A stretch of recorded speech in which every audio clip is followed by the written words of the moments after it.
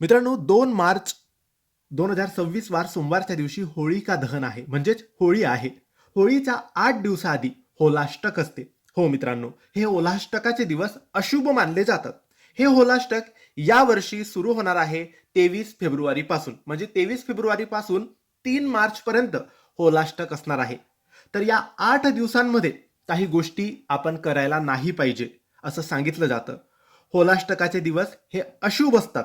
23 February पासून होलाष्टक सुरू होणार आहे. तर या 8 दिवसांमध्ये तुम्ही मुंज, लग्न, साखरपुडा, कोणतेही मांगलिक कार्य, बारसं, नवीन घराचे भूमिपूजन किंवा ग्रहप्रवेश, नवीन व्यवसाय, मौल्यवान वस्तूंची खरीदारी हे आपण अजिबात करायचं नाही.